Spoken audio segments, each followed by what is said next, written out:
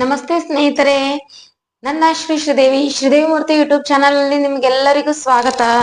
ಇವತ್ತು ನಾನು ಈ ತರ ಪಫ್ ಯಾವ ರೀತಿ ರೆಡಿ ಮಾಡ್ಕೊಳ್ಳೋದು ಅಂತ ಹೇಳ್ಕೊಡ್ತಿದ್ದೇನೆ. ತುಂಬಾ ಜನ ಹೇಳ್ತಾರೆ ಈ ತರ ಪಫ್ ಬರುವುದಿಲ್ಲ ಅಂತ ಹೇಳಿ. ಅದಕ್ಕೆ ಈ ತರ ಪಫ್ ಬರಕ್ಕೆ ಎಷ್ಟು ಮೆಜರ್ಮೆಂಟ್ ತಗೋಬೇಕು, ಪರ್ಫೆಕ್ಟ್ ಆಗಿ ಎಷ್ಟು ಮೆಜರ್ಮೆಂಟ್ ತಗೊಂಡಾಗ ಈ ತರ ರೌಂಡ್ ಪಫ್ ಬರುತ್ತೆ ಅಂತ ನಾನು ನಿಮ್ಗೆ ಈಗ ಮೆಜರ್ಮೆಂಟ್ ಮಾಡಿ ತೋರಿಸ್ಕೊಡ್ತೇನೆ. ಇದು ಒಂದು ನಾನು ರೆಡಿ ಮಾಡಿ ಇಟ್ಕೊಂಡಿದ್ದೇನೆ ನಿಮ್ಗೆ ತೋರ್ಸಕ್ಕೆ ಅಂತ. ಈಗ ಇನ್ನೊಂದನ್ನ ನಾನು ಮೆಜರ್ಮೆಂಟ್ ಮಾಡಿ ನಿಮಗೆ ಕರೆಕ್ಟ್ ಆಗಿ ಯಾವ ರೀತಿ ಮೆಜರ್ಮೆಂಟ್ ಇಟ್ಕೊಂಡ್ರೆ ಯಾವ ರೀತಿ ಸ್ಟಿಚಿಂಗ್ ಮಾಡಿದ್ರೆ ಕರೆಕ್ಟ್ ಆಗಿ ಈ ತರ ಪಫ್ ಬರುತ್ತೆ ಅಂತ ತೋರಿಸ್ಕೊಡ್ತೇನೆ. ಬನ್ನಿ, ಈಗ ನಾನು ಮೆಜರ್ಮೆಂಟ್ ಯಾವ ರೀತಿ ತಗೊಳ್ಳೋದು ಅಂತ ಸಹ ತೋರಿಸ್ತೇನೆ. ಇದು ಸಹ ನೋಡಿ, ಇದರ ಫಿನಿಶಿಂಗ್ ನೋಡಿ ಎಷ್ಟು ಚೆನ್ನಾಗಿ ಬಂದಿದೆ ಅಂತ ನೋಡಿ. ಈ ರೀತಿ ಕರೆಕ್ಟ್ ಆಗಿ ಪಫ್ ತಗೊಳ್ಬೇಕು. ಹೀಗೆ ಮಾಡಿದಾಗ ನಾವು ಹಾಕೊಂಡಾಗ ನಮ್ಗೆ ಕಂಫರ್ಟೇಬಲ್ ಆಗಿ ಇರ್ಬೇಕು. ಸೊ ಹಾಗಾಗಿ ಇವೆಲ್ಲ ಕರೆಕ್ಟ್ ಆಗಿ ಯಾವ ರೀತಿ ಬರುತ್ತೆ ಅಂತ ನಾನೀಗ ನಿಮ್ಗೆ ತೋರಿಸ್ತೇನೆ. ಬನ್ನಿ,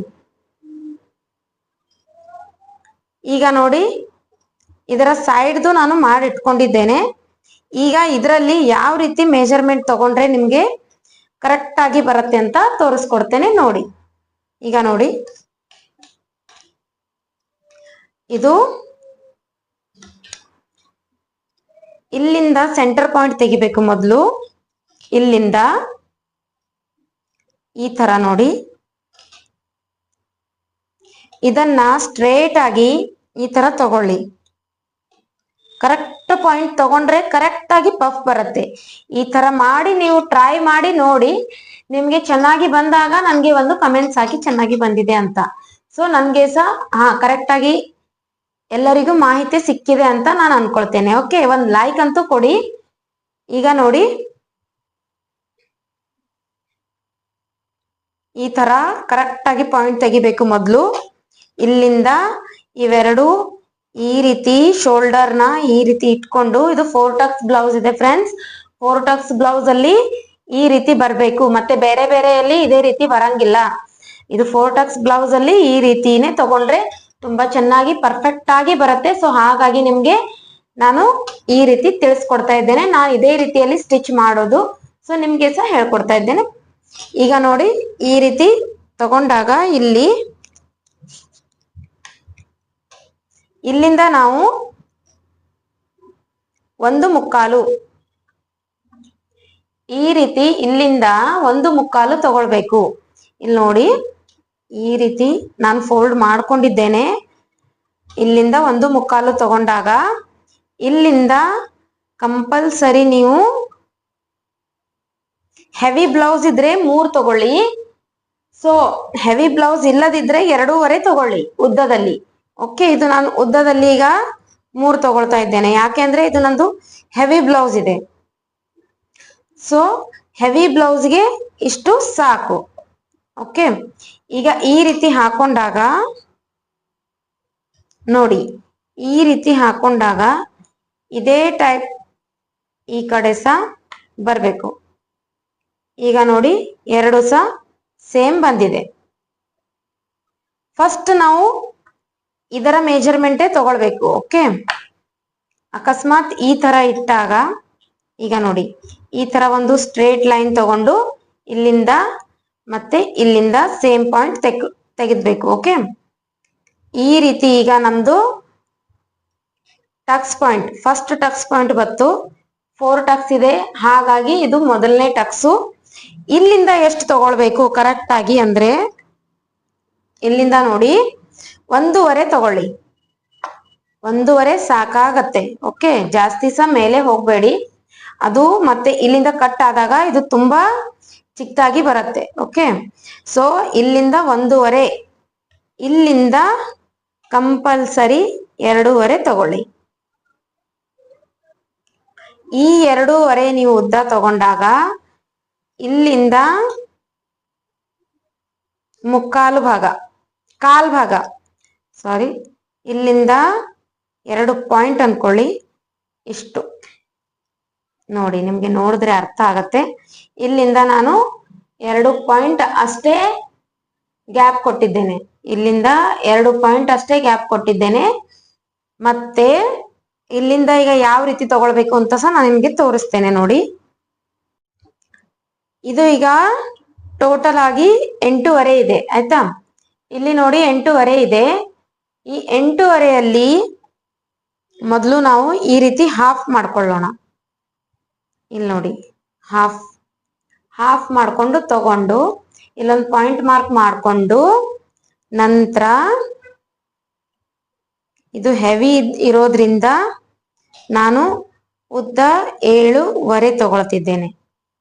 ಓಕೆ, ಸೊ ಈಗ ಇದು ಒಂದು ಪಾಯಿಂಟ್ ಆಯ್ತು. ಇಲ್ಲಿಂದ ನಮ್ಗೆ 1/2 ಇಂಚ್ ಟಕ್ಸ್ ಹಿಡಿಬೇಕು. ಇಲ್ಲಿಂದ ಹೆವಿ ಬಸ್ಟ್ ಇರೋದ್ರಿಂದ ಇಲ್ಲಿಂದ 1/2 ಇಂಚ್ ಹಿಡ್ಕೊಳ್ಳಿ. ಸೊ ಕರೆಕ್ಟ್ ಆಗಿ ನಿಮ್ ಟಕ್ಸ್ ಪಾಯಿಂಟ್ ಬರುತ್ತೆ ನೋಡಿ. ಈ ರೀತಿ ಇಲ್ಲಿ ಬಂದು ಈ ರೀತಿ ತಗೊಳ್ಳಿ ಆಯ್ತಾ. ಇದಾದ್ಮೇಲೆ ಈ ಪಾಯಿಂಟ್ ಈ ಟಕ್ಸ್ ಯಾವ ರೀತಿ ತಗೊಳ್ಬೇಕು, ತುಂಬಾ ಜನ ಕನ್ಫ್ಯೂಸ್ ಆಗತ್ತೆ. ಯಾಕೆ ಅಂದ್ರೆ ಇಲ್ಲಿಂದ ತಗೊಂಡ್ಮೇಲೆ ನಂತರ ಅದು ಸ್ವಲ್ಪ ಅನ್ಕಂಫರ್ಟೇಬಲ್ ಆಗಿ ಕೂಡತ್ತಲ್ಲ, ಹಾಗಾಗಿ ಸೊ ಯಾವ ರೀತಿ ಕರೆಕ್ಟ್ ಆಗಿ ತಗೊಳ್ಬೇಕಂದ್ರೆ ಈ ಪಾಯಿಂಟ್ ನ ನೀವು ಈ ತರ ಎತ್ಕೊಳ್ಳಿ. ಇಲ್ಲಿ ನೋಡಿ, ಈ ಪಾಯಿಂಟ್ ನ ಎತ್ಕೊಂಡಾಗ ಇದು ಕರೆಕ್ಟ್ ಆಗಿ ಇಲ್ಲಿ ಬಂದು ಟಚ್ ಆಗತ್ತೆ ನೋಡಿ. ಕರೆಕ್ಟ್ ನಿಮ್ಗೆ ಶೇಪ್ ಕೊಡತ್ತೆ, ಇದು ಕರೆಕ್ಟ್ ಶೇಪ್. ಸೊ ಈ ತರ ತಗೊಂಡು ಬಿಗ್ನರ್ಸ್ಗೆ ಸಹ ತುಂಬಾ ಹೆಲ್ಪ್ ಆಗತ್ತೆ ಇದು. ಸೊ ನೋಡಿ, ಈ ತರ ತಗೊಂಡು ಇಲ್ಲಿಂದ ಇಲ್ಲಿ ಸಹ 2 ಪಾಯಿಂಟ್ ಅಷ್ಟೇ ತಗೊಳ್ಳಿ. ಸ್ವಲ್ಪ ಇಲ್ಲಿ ಬ್ಯಾಕ್ ಎಲ್ಲ ಡಾಟ್ಸ್ ಇದೆ ಅಲ್ಲ, ಹಾಗಾಗಿ ಇಲ್ಲಿ ಕರೆಕ್ಟ್ ಆಗಿ ಬರಲಿಲ್ಲ. ಈ ರೀತಿ ಬರುತ್ತೆ. ಓಕೆ, ಈಗ ಇದನ್ನ ಯಾವ ರೀತಿ ಸ್ಟಿಚ್ ಮಾಡಬೇಕು ಅಂತ ಸಹ ನಾನು ನಿಮ್ಗೆ ಈಗ ತೋರಿಸ್ತೇನೆ ನೋಡಿ. ಈ ರೀತಿ ತಗೊಂಡಾಗ ಈ ರೀತಿ ಸ್ಟಿಚ್ ಮಾಡಿದಾಗ ಇದು ಯಾವ ರೀತಿ ಕರೆಕ್ಟ್ ಆಗಿ ಪಫ್ ಬಂದು ರೆಡಿ ಆಗತ್ತೆ ಅಂತ ಸಹ ನಾನು ನಿಮ್ಗೆ ಈಗ ತೋರಿಸ್ತೇನೆ. ಇಲ್ಲಿವರೆಗೂ ಯಾರೆಲ್ಲ ವಿಡಿಯೋ ನೋಡಿದ್ದೀರಾ, ಯಾರಿಗೆಲ್ಲ ಇಷ್ಟ ಆಯ್ತು, ಪ್ಲೀಸ್ ಸಬ್ಸ್ಕ್ರೈಬ್ ಮಾಡ್ಕೊಳ್ಳಿ. ಮತ್ತೆ ಒಂದು ಲೈಕ್ ಬಟನ್ ಒತ್ತು. ಇಷ್ಟ ಆದ್ರೆ ಒಂದು ಲೈಕ್ ಬಟನ್ ನ ಕಂಪಲ್ಸರಿ ಒತ್ತಿ. ಸಬ್ಸ್ಕ್ರೈಬ್ ಯಾರು ಮಾಡದೆ ನೋಡ್ತಿದ್ದೀರಾ ಸಬ್ಸ್ಕ್ರೈಬ್ ಮಾಡ್ಕೊಳ್ಳಿ ಫ್ರೆಂಡ್ಸ್. ನಾನು ಇದೇ ತರ ಚಿಕ್ಕ ಚಿಕ್ಕ ಟಿಪ್ಸ್ ಗಳನ್ನ ನಿಮ್ಗೋಸ್ಕರ ತರ್ತಿರ್ತೀನಿ. ಈಗ ನೋಡಿ, ಮೊದಲು ನಾವು ಇದು ಹಾಕಿದ್ದೇವೆ, ಇದನ್ನೇ ನಾನು ಈಗ ಸ್ಟಿಚ್ ಮಾಡಿ ನಿಮ್ಗೆ ತೋರಿಸ್ತೇನೆ. ಈಗ ನೋಡಿ, ಇಲ್ಲಿಂದ ನಾನು ಯಾವ ರೀತಿ ಸ್ಟಿಚ್ ಮಾಡ್ತೇನೆ ನೋಡಿ, ನಿಮ್ಗೆ ನಾನು ತೋರಿಸ್ತಿದ್ದೇನೆ. ಇಲ್ಲಿ ಲಾಕ್ ಮಾಡೋದನ್ನ ಮರಿಬೇಡಿ ಫ್ರೆಂಡ್ಸ್, ಕಂಪಲ್ಸರಿ ಲಾಕ್ ಮಾಡಬೇಕು.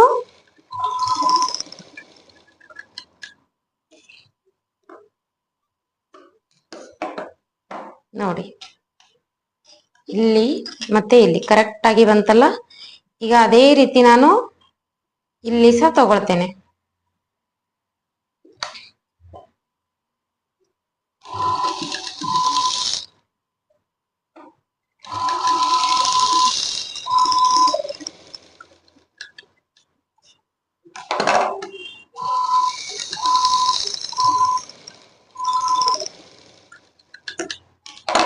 ಈಗ ಅದೇ ರೀತಿ ಈ ಟಕ್ಸ್ ಅನ್ನು ತಗೊಳ್ತೇನೆ.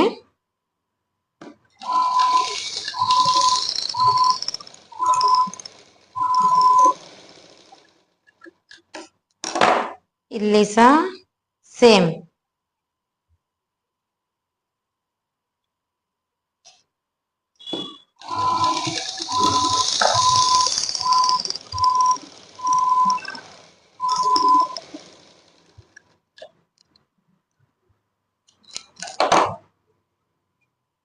ಮೊದಲು ನೋಡಿ, ನಾನು ಎಲ್ಲಿ ಮಾರ್ಕ್ ಮಾಡಿದ್ದೆ ಅಲ್ಲಿನೇ ಸ್ಟಿಚ್ ಮಾಡಿದ್ದೇನೆ ನೋಡಿ. ಇಲ್ಲಿ ನೋಡಿ, ಈಗ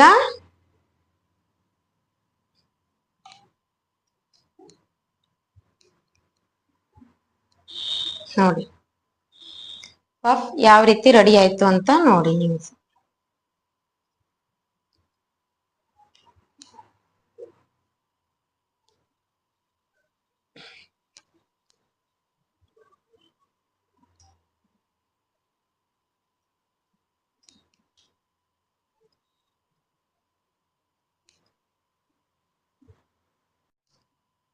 ಈ ತರ ಪಫ್ ಟ್ರೈ ಮಾಡಿ ನೋಡಿ, ತುಂಬಾ ಚೆನ್ನಾಗಿ ಬರುತ್ತೆ.